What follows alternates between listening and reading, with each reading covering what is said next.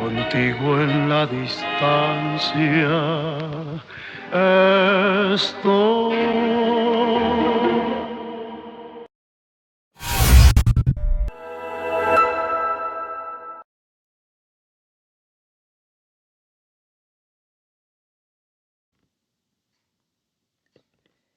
Hola, nuevamente.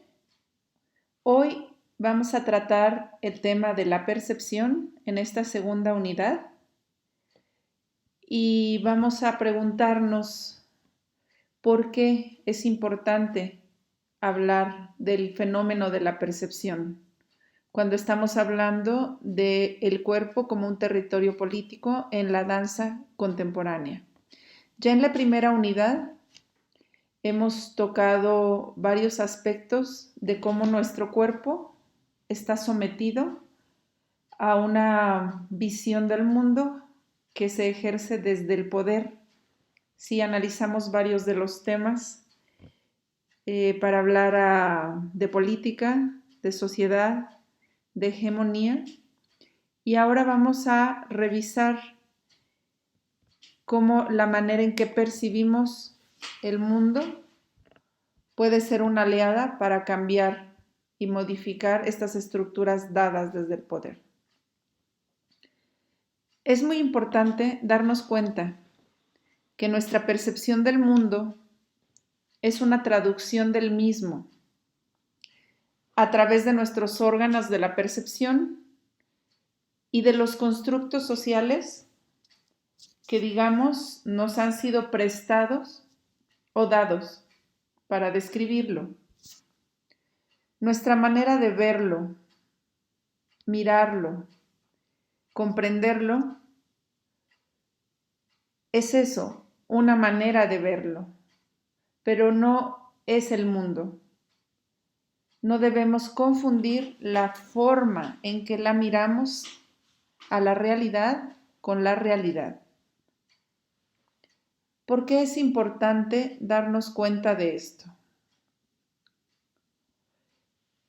Porque podemos cambiar, modificar la manera en que vemos y pensamos el mundo, a nosotros mismos, la relación que tenemos con nuestro cuerpo, la relación que tenemos con nuestro movimiento, nuestras creencias.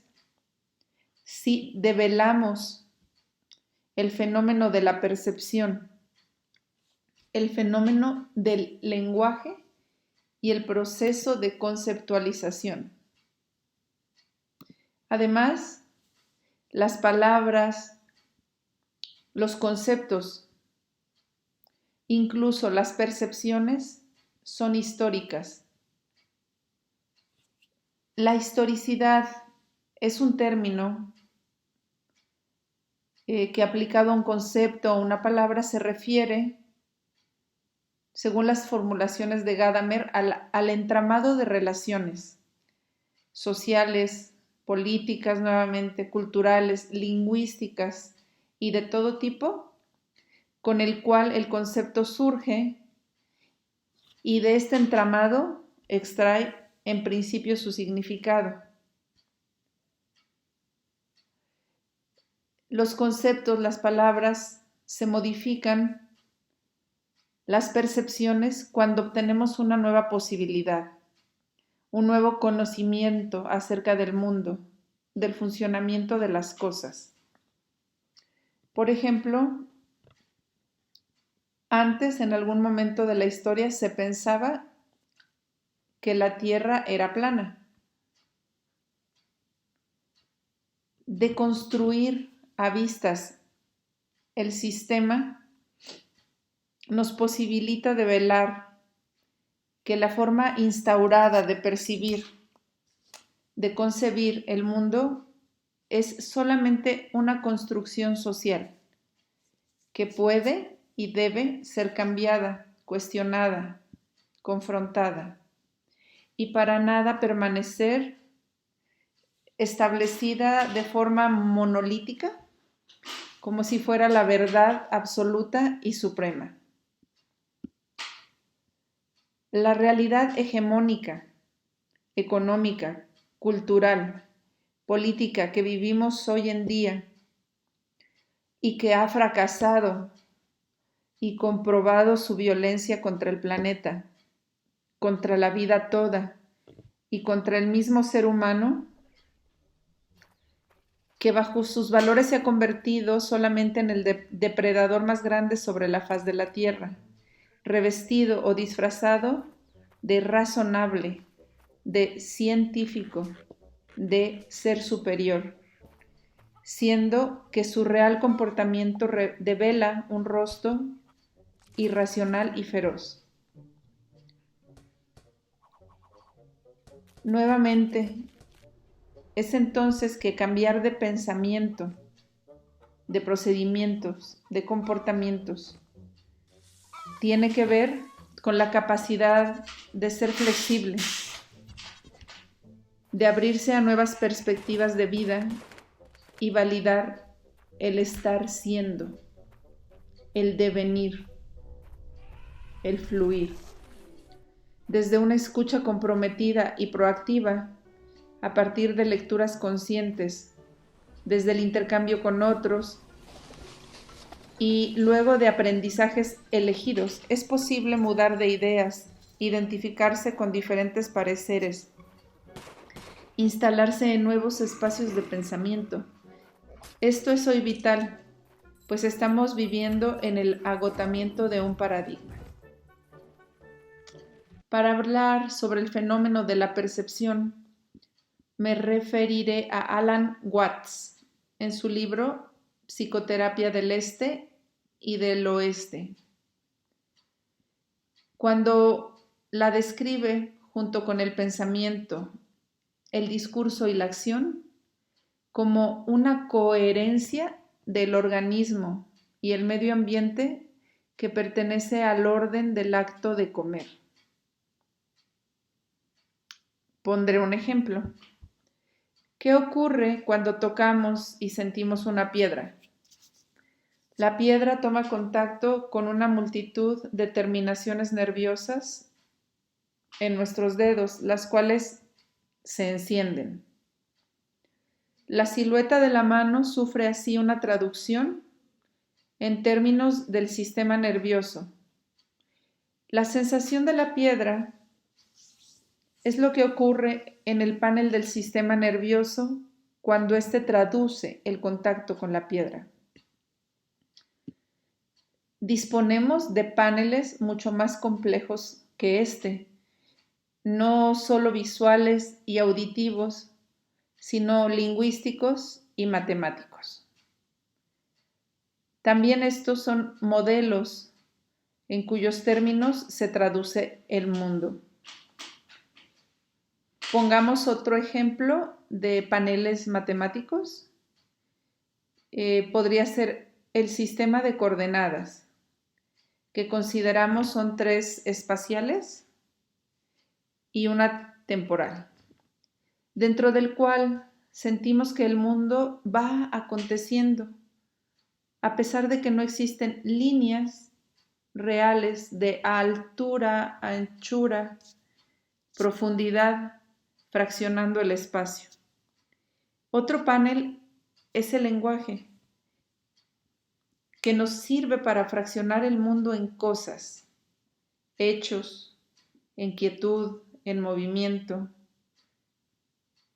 El lenguaje es una institución social que ha divorciado al organismo de su medio ambiente.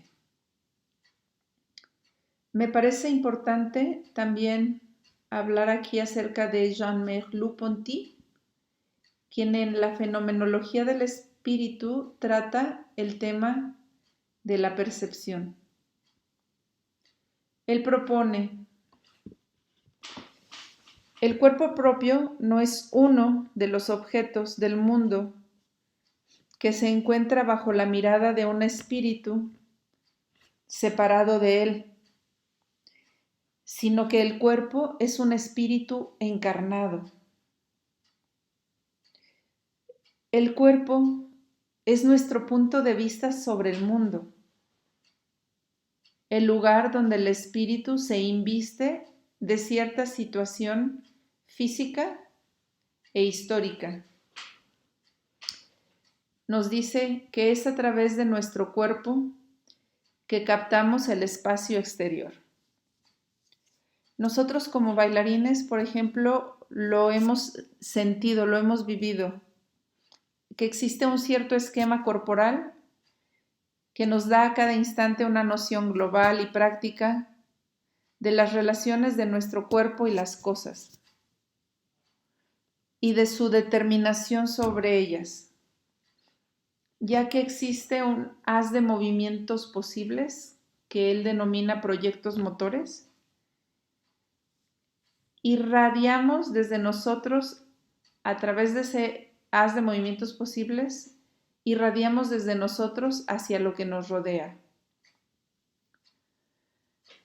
Algo muy claro y muy importante en su teoría es que nuestro cuerpo no está en el espacio como están las otras cosas. Nuestro cuerpo habita el espacio. Nuestro cuerpo frecuenta el espacio. Cuando queremos desplazarnos, pues no tenemos que moverlo como movemos un objeto, ya que lo podemos transportar sin instrumentos, sí, como por una cierta magia, porque el cuerpo nos pertenece y nos posibilita acceder de manera directa al espacio. No resulta para nosotros un instrumento o un medio. Él es nuestra expresión en el mundo, la figura visible de nuestras intenciones. Hemos dicho que la percepción nos permite asistir a un milagro, que es el milagro de la totalidad, superando las condiciones o las partes. Pero para que la percepción pueda operar de esta manera, debe contar con todas las ventajas corporales, porque es con nuestros ojos con los que accedemos a la cosa verdadera. Es el cuerpo el que determina que a veces nos quedemos solamente en la apariencia, pero también es Él quien posibilita la llegada a las cosas mismas. Merleau-Ponty nos dice, no es el cuerpo el que percibe, pero él podría impedirnos percibir. O dicho de otra manera, que no podríamos percibir sin su permiso. El cuerpo, con toda su organización interna, con todos sus circuitos sensoriales y motores, se prepara entonces para la percepción, aunque no sea él quien percibe. El espacio corpóreo y el espacio exterior forman un sistema práctico, siendo el primero el fondo sobre el que puede destacarse, aparecer el objeto como meta de nuestra acción, y es justamente en la acción que la espacialidad del cuerpo se lleva a cabo. A continuación vamos a analizar qué es la percepción visual. Es la capacidad de interpretar la información y el entorno de los efectos de la luz visible que llega al ojo. La percepción visual es un proceso activo con el cual el cerebro puede transformar la información lumínica captada por el ojo en una reacción de la realidad externa. Para comprender mejor cómo sucede, hablaré acerca de las leyes de la Gestalt, que describen cómo es que funciona esta relación estímulo-ojo-cerebro.